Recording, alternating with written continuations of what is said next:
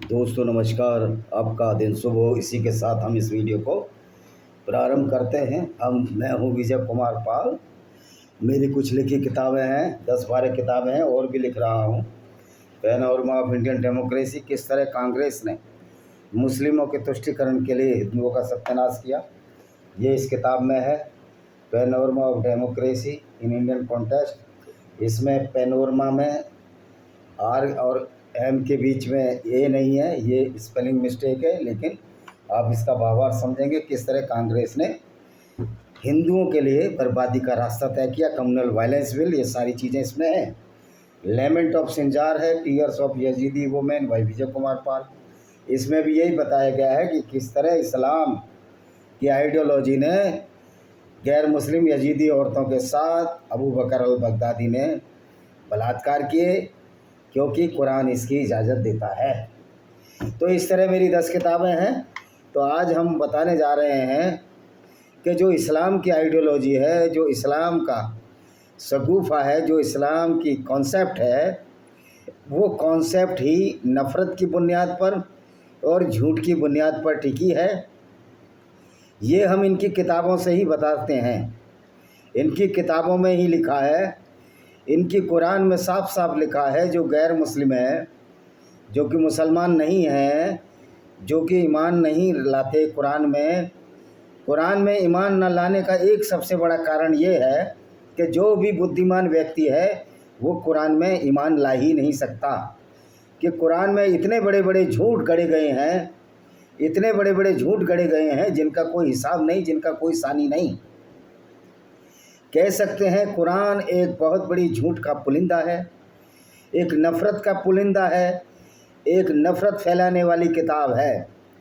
लोग कहते हैं कि आप कुरान की तनकीद मत करो, यानी कुरान की आलोचना मत करो।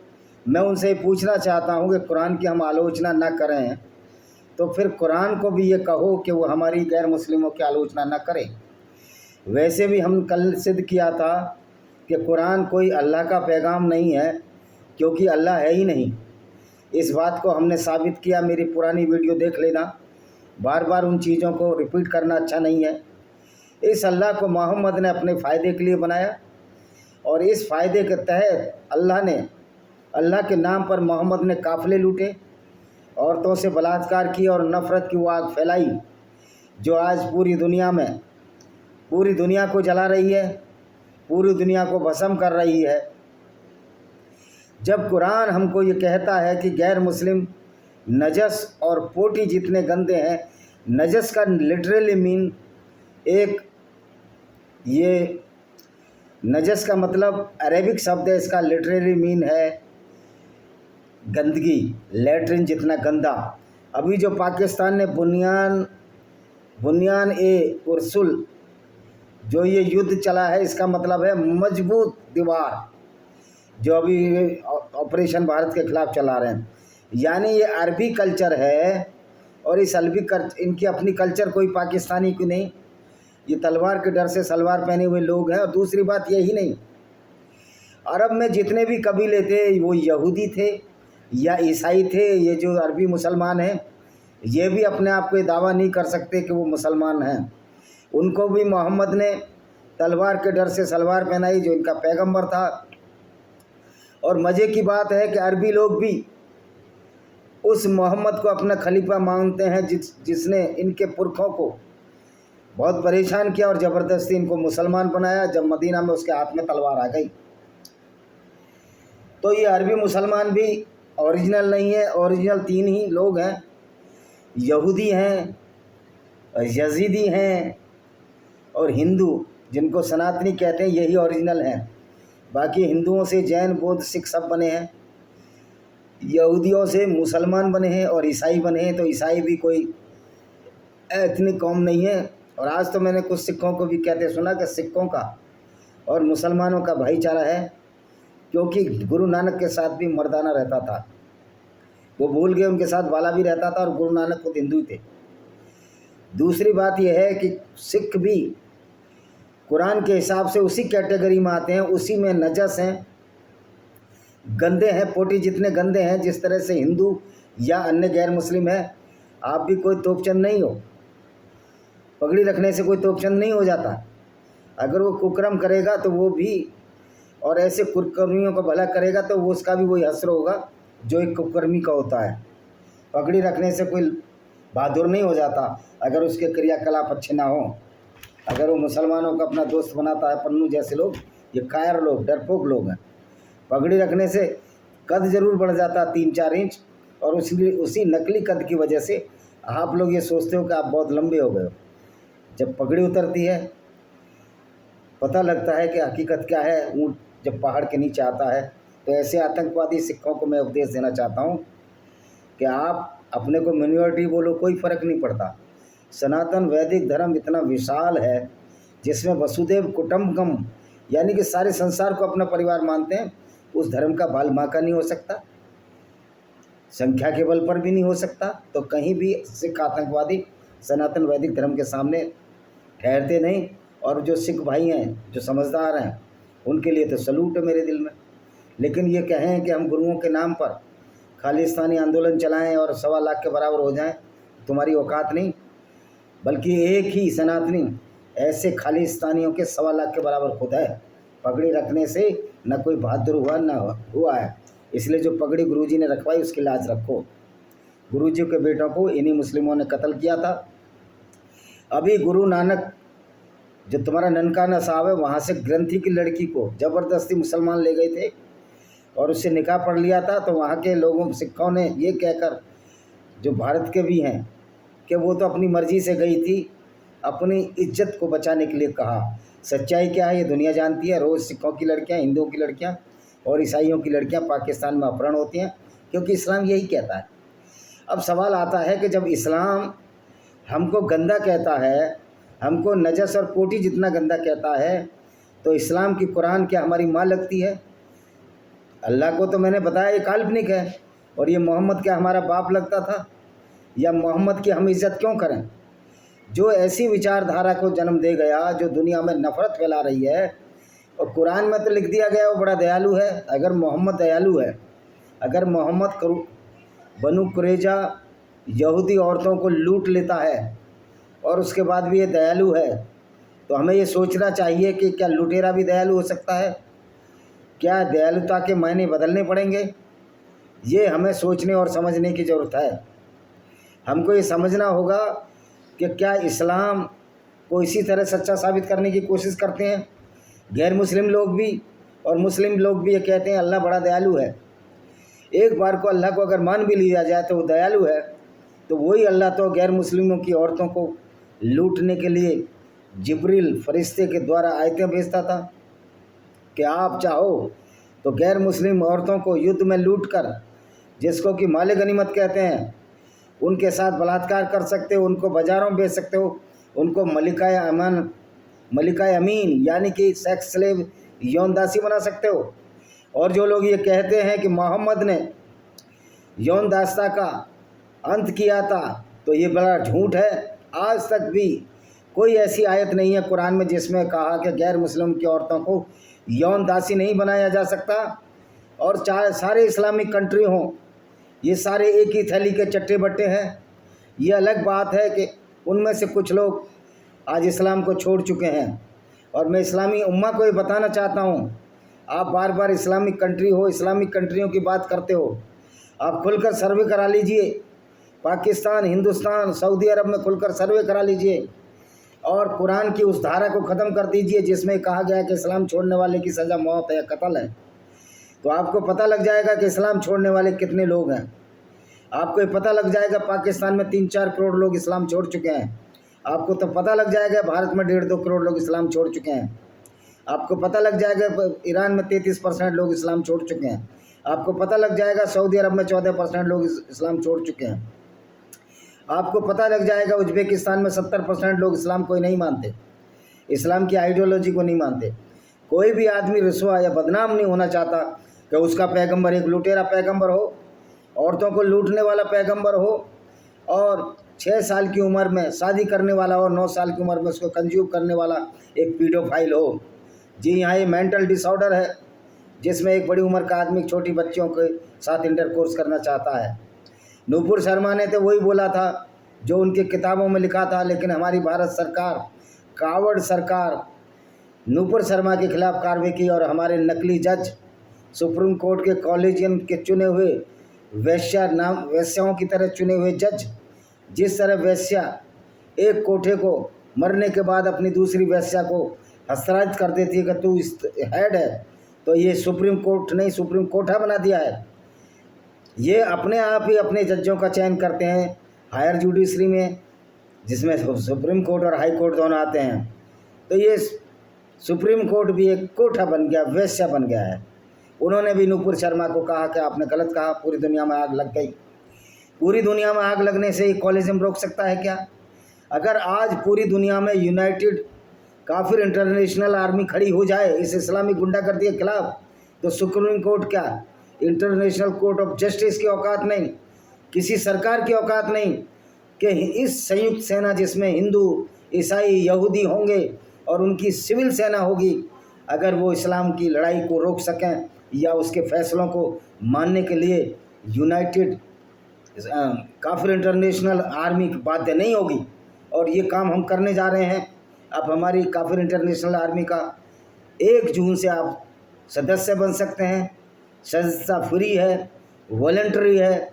उसका एक ही उद्देश्य है कि आप इस्लामी गुंडागर्दी के खिलाफ, इस्लामिक डिक्टेटरशिप के खिलाफ और कुरान की जो सच्ची बात है, जो ये नफ़रत फैलाने वाली किताब है, उसके खिलाफ जगह जगह प्रचार करें और हमारे मुस्लिम भाइयों को ये बताएं कि कुरान तुम्हारे जीवन में सुधार नहीं ला सकती। यह आपको झूठी बातों में, झूठे फ़लसफ़ों में उलझाती रहेगी। जिस तरह मोहम्मद ने झूठे फ़लसफ़े, झूठी पाखंड की बात करके ये बोला कि मैं अल्लाह से मिलने गया, उस अल्लाह से मिलने गया जो अल्लाह है ही नहीं, और 7वें आसमान पर मिलने गया और वहाँ पर मेरी मुलाकात हुई। मैं बुर्राक घोड़े पर चढ़कर गया। वो बुर्राक नाम का घोड़ा मेरी मास्टर डिग्री है। ऐसा घोड़ा तो मैंने मास्टर डिग्री में जूलॉजी में पढ़ा ही नहीं। ये तो एवोल्यूशन में भी नहीं है कि कोई बुर्राक नाम का जानवर था। तो इस तरह के झूठे फ़लसफ़े जब इनका मोहम्मद बोल सकता है, तो हर मुसलमान को भी ये छूट है कि वो झूठ बोले, क्योंकि इस्लाम में झूठ बोलने की भी मनाही नहीं है। वहाँ भी झूठ बोल सकते हैं। जब इस्लाम कमज़ोर हो तो आप ये साबित कर सकते हो कि हम तुम्हारे देवी देवताओं की भी इज्जत करते हैं, क्योंकि इस्लाम में मूर्ति पूजा अवैध है, नहीं पूजा कर सकते। तो मोहम्मद भी जब कमज़ोर था, जब मदीना से मक्का में रहता था, तो ये 360 मूर्तियाँ जो काबा की थीं, उनको तोड़ने का साहस नहीं कर पाया। लेकिन जैसे ही ये मक्का से मदीना गया, वहाँ जितने भी बेरोज़गार लोग थे, जितने भी अनपढ़ गंवार लोग थे, उनको बहकाया इसने अल्लाह के नाम पर, और वहाँ तलवार हाथ में थाम ली। तो जो 7 कबीले जो मक्का में रहते थे, जिसमें 3 बड़े कबीले थे, बनु कुरैजा, बनु कनकैया और एक बनु अवस, बनु खजराज, इस तरह 7 कबीले थे। उसमें से सारे कबीलों को इसने बर्बाद कर दिया, खुर्द-बुर्द कर दिया। ये इस्लाम जहाँ भी जाता है दूसरी सभ्यताओं को समूल नष्ट करने की कोशिश करता है। ये इस्लाम का करैक्टर है, ये इस्लाम की सुन्नत है, ये मोहम्मद की शिक्षा है जो पूरी दुनिया को बर्बाद करने के लिए पैदा हुआ। ये मोहम्मद तो हिटलर से भी ज़्यादा खतरनाक है। हिटलर ने यहूदियों को मारा, उसको राक्षस कहते हैं, उसके चिन्ह नहीं लगा सकते।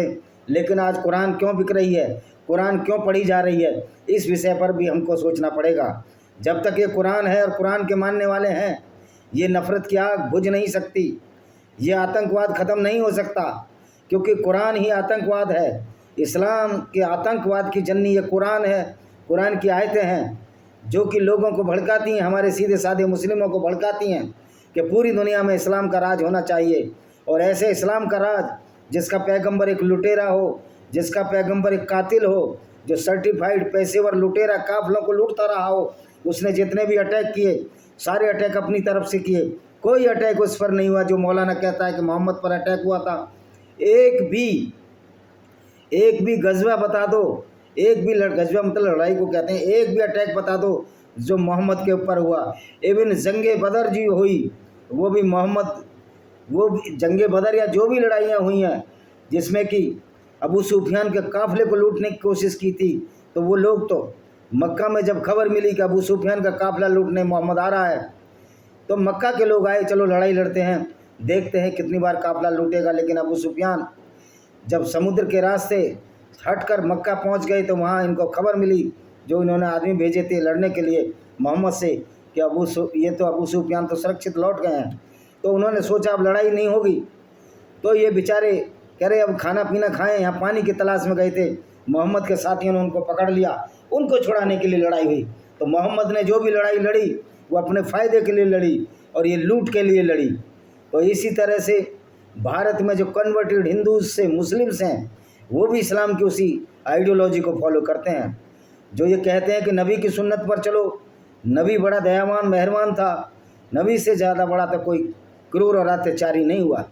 और मज़े की बात यह है कि नबी को बार बार कुरान में कहा गया है पीस बी अपॉन हिम, उस पर शांति हो। दुनिया में अशांति फैलाने वाले पर शांति कैसे हो सकती है? मैं कहता हूँ ऐसे पैगंबर पर लानत हो जो दुनिया को लड़ाने और बढ़ाने की बात करता रहा। और ये जितने भी बलूचिस्तान के मुसलमान हों, चाहे वो सिंध के मुसलमान हों, चाहे खैबर पख्तूनख्वा के मुसलमान हों, चाहे अफ़गानिस्तान के मुसलमान हों, ये आखिर हैं तो मुसलमान ही। आज ये भारत की सहायता बलोच के लोग लेना चाहते हैं। मैं बलोचियों से पूछना चाहता हूँ, मैं सिंधी मुसलमानों से पूछना चाहता हूँ, क्या तुम्हारी किताब इस बात की गवाह है कि आप हिंदुओं की मदद लें? आपकी किताब तो ये कहती है गैर मुस्लिमों को कत्ल करें, फिर आप भारत सरकार से मदद क्यों चाहते हो? सबसे पहले तुम्हें इस्लाम को ढंग से पढ़ना होगा, बारीकी से पढ़ना होगा। फिर इस्लाम तो ये कहता है कि किसी भी गैर मुस्लिम को अपना दोस्त न बनाओ।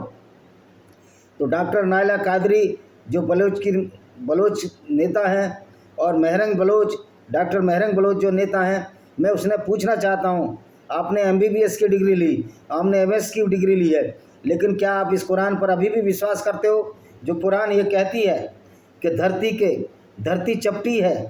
धरती चपटी है, चादर की तरह फैली है और पहाड़ ऊपर से गाड़ दिए हैं। आपने कम से कम MBBS किया है तो इंटर तक तो फिजिक्स पढ़ी ही होगी।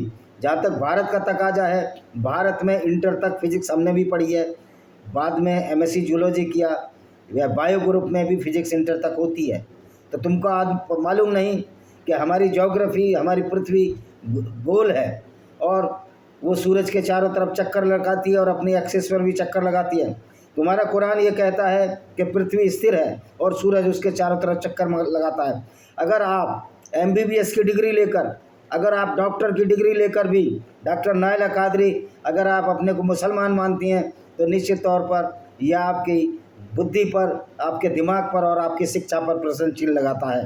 हर वो पढ़ा लिखा व्यक्ति जो साइंस में मास्टर डिग्री लेता है या कोई और डिग्रियां हैं, जो साइंस पढ़ रहा है या ज्योग्राफी पढ़ रहा है, अगर वो अभी भी ये मानता है कि पृथ्वी चादर की तरह चपटी है, तो उसकी बुद्धि, उसकी ज़िंदगी, उसकी डिग्रियां पानी में चली गईं।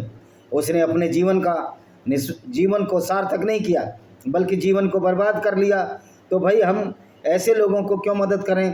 क्यों हम पख्तूनों को मदद करें? ये वही पख्तून हैं जो इस्लाम को मानते हैं। हालांकि पठानों ने भारतीय हिंदुओं का इतना बड़ा नुकसान नहीं किया है, लेकिन आखिरकार मानते तो ये इस्लाम को ही हैं। यूँ तो अरबी मुसलमानों ने भी हमारा कोई नुकसान नहीं किया, सिवाय मोहम्मद इब्न कासिम के। हमारा जो नुकसान हुआ तुर्की मुसलमानों ने किया, चाहे वो अलाउद्दीन खिलजी हो, चाहे मुग़ल हों। लेकिन अगर अरबी लोग पहले यहाँ सर्वाइव कर जाते, तुर्क तो बाद में आए, अरबी लोग सर्वाइव नहीं कर पाए, तो क्या आप ये इमेजिन करते हैं कि वो हमारा नुकसान नहीं करते? भाई लंका में सभी गाँव 52 गज के हैं। अगर वो मुसलमान जो इस्लाम की रोज़ पढ़ाई करता है, जो इस्लाम को मानता है, कुरान को मानता है, वो वही करेगा, चाहे अरबी हो तुर्की, इससे कोई फ़र्क नहीं पड़ता। चाहे वो कन्वर्टेड मुसलमान हो। स्वामी विवेकानंद ने कहा था कि एक हिंदू अगर मुसलमान बनता है तो वो डबल शत्रु हो जाता है, क्योंकि वो कुरान पढ़ते ही आपके खिलाफ नफरत की आग भड़काने लगता है। यही वजह है भारत के लोग भी आज गैर मुस्लिमों के खिलाफ एक हमेशा से युद्ध चलता आ रहा है। और ये जिहाद असगर ये मोहम्मद के ज़माने का नहीं है, ये जब तक युद्ध चलना है। और जिहाद असगर में ये क्या थे? मोहम्मद काफ़िले लूटता था, उनकी औरतों को लूटता था और उनको बाज़ारों में बेच देता था। इस तरह का तुम्हारा पैगंबर हो तो हम तुम पर कैसे विश्वास कर लें? जिनका पैगंबर ही इस तरह की हरकतें करता हो, क्या वो कौम पवित्र हो सकती है? या वो कौम कोई संदेश दे सकती है? अच्छाई का संदेश वो दे नहीं सकती। भले ये कहें कि हमारे भाई भी रहते हैं, सरदार भी रहते हैं, हिंदू भी रहते हैं हिंदुस्तान में। जैसे तस्लीम अब्बास का मैं वीडियो देख रहा था, तब भी तस्लीम अब्बास एक कॉमेडियन है, कल वो बोल रहे थे हमारे युद्ध बुरा होता है, लेकिन तुम्हारा मोहम्मद तो खुद जा जाकर युद्ध करता था। तुम्हारा मोहम्मद तो लड़कियों को लूट कर बाज़ारों में बेच देता था। मैं तस्लीम अब्बास से पूछना चाहता हूँ, जो पाकिस्तान के कॉमेडियन हैं, क्या इसी तरह के पैगंबर को तुम मानते हो? क्या इसी के लिए दुआएं पढ़ते हो? क्या इसी के लिए अब 6-5 बार की नमाज़ पढ़ते हो? असर की, फजर की, ईसा की, जुहर की, मगरिब की और दूसरी भी नमाज़ पढ़ लेते हो आप कभी रात में उठकर? तो भाई इसी की नमाज़ पढ़ते हो और हर नमाज में यही दुआ मानते हो। 17 बार आप यही बोलते हो कि काफिरों पर हमारी जीत हो, हम पूरी दुनिया में इस्लाम फैले इंशाअल्लाह, और उस अल्लाह की इच्छा मानते हो जो अल्लाह है ही नहीं। तो अल्लाह की काल्पनिकता की दूसरी चीज़ ये है कि अल्लाह ने बोला कि वो सिंहासन है और उस पर बैठे रहते हैं 4 फरिश्ते, उसको उठाए रहते हैं। अब अल्लाह जब कण कण में व्याप्त है और अल्लाह निराकार है, तो अल्लाह की तशरीफ कहाँ है? अल्लाह का पहलवी गर्डिल जो हिप्स का किधर है? हिप्स की हड्डियाँ किधर हैं? हिप्स का मांस किधर है? फिर अल्लाह उस फर्श पर बैठता है तो उसको उठाए क्यों रहते हैं? उसको एक जगह रख क्यों नहीं देते? और फिर जब क़यामत के दिन 8 फरिश्ते आ जाएंगे और एक फरिश्ते की लंबाई चौड़ाई इतनी होगी कि वो कान से लेकर कंधे तक 700 साल लग जाएंगे पहुंचने में, इतने बड़े बड़े विशाल वो फरिश्ते होंगे। तो फिर मोहम्मद ने उस विशाल फरिश्ते से बात कैसे कर ली? मोहम्मद तो कंधे पर भी नहीं आता होगा उसके, तो क्या इतनी आवाज़ मोहम्मद की ऊंची थी कि वो उस फरिश्ते को पहुंच गई? तो इस तरह की झूठी झूठी बातें, बेसिर पैर की बातों से हमारे मुसलमान भाई जिसको सच्चाई समझते हैं, और कुरान में तो ये भी कहा है कि एक मुसलमान 10 के बराबर होता है। क्या ये सच हो सकता है? एक मुसलमान अगर 10 के बराबर है तो पाकिस्तान की क्रिकेट टीम में एक मुसलमान रखो और एक कोई हिंदू या ईसाई रख लो, क्योंकि एक मुसलमान 10 के बराबर और एक ईसाई और हिंदू 1 के बराबर। तो फिर आप ऐसा क्यों नहीं करते? फिर पाकिस्तान की तो 4-5 लाख आर्मी है, भारत की उससे 3 गुनी आर्मी होगी, तो आपकी आर्मी तो जीत जानी चाहिए थी। आपका तो एक हवाई जहाज़ हमारे 10 के बराबर होना चाहिए था। तो ये जो बेसिर पैर की बात इस्लाम में है, उसकी वजह से हमारे मुसलमान भाइयों का दिमाग ख़राब होता है। हमारे मुस्लिम भाइयों को समझ लेना चाहिए कि झूठ का पुलिंदा है एक काल्पनिक ईश्वर। जिस अल्लाह के नाम पर तुम जी रहे हो, वो अल्लाह का तुम्हारी खुद मदद नहीं कर सकता? आपको क्यों डिफेंस सिस्टम रखना पड़ा? फिर अल्लाह तो फरिश्ते भेजता है। जब मोहम्मद के लड़ाई में एक लड़ाई मोहम्मद जीत गया गलती से, तो मोहम्मद ने लोगों को बेवकूफ़ बना दिया कि मेरे साथ 3000 फरिश्ते थे, हम 3000 तेरे मुसलमान नहीं थे। जो पहले लड़ाई हुई थी अबू सुफियान के काफिले से, जिसमें इनका नुकसान हुआ, मुसलमान जीत गए थे। तो भाई अभी अल्लाह फरिश्ते क्यों नहीं भेज रहा? क्योंकि फरिश्ते हैं ही नहीं। पाकिस्तान को 4 बार युद्ध मुँह की खानी पड़ी, और इतनी बेगैरत कौम है ये पाकिस्तान के लोग, जो पाकिस्तान के, मैं ये नहीं कह रहा सारी पब्लिक में तो 2 करोड़ तो मुसलमान है ही नहीं। पाकिस्तान में इस्लाम छोड़ चुके हैं। पब्लिक को मैं कुछ नहीं कहूँगा, जो इनकी लीडरशिप है, इतने बेगैरत लोग हैं, ये हर बार हार कर भी कहते हैं हम जीत गए, क्योंकि इस्लाम में झूठ बोलने की मनाही नहीं है। तो जब कुरान का अल्लाह या कुरान का अल्लाह को काल्पनिक मान रहा हो, ये बात ध्यान में रखें। जब कुरान हमको गंदा, नजस पोटी जितना गंदा कहती है और हमारे खिलाफ युद्ध की घोषणा करती है, कुरान की सारी 174 आयतों में हमको कत्ल की बात की है, तो वो हमारा अल्लाह, ऐसा अल्लाह हमारे पैर की जूती के बराबर भी नहीं, ऐसा पैगंबर हमारे पैर की जूती के भी बराबर नहीं, जो ऐसी आइडियोलॉजी देगा जिसमें गैर मुस्लिमों की, तुम हमारी औरतों को इज्जत लूटोगे, उनको मलका अमीन यानी कि यौन सेक्स स्लेव बनाओगे, दासी बनाओगे, और हम आपके अल्लाह की और इस्लाम की रेस्पेक्ट करें, ये हो नहीं सकता। जो इस्लाम की गैर मुस्लिम रेस्पेक्ट करता है, या तो मूर्ख है, अज्ञानी है, या बेचारा सीधा साधा है, उसको वास्तविकता मालूम नहीं है इस्लाम की। तो ये पाकिस्तान के लोग, इनको इस बात को समझ लेना चाहिए। क्या आप ऐसे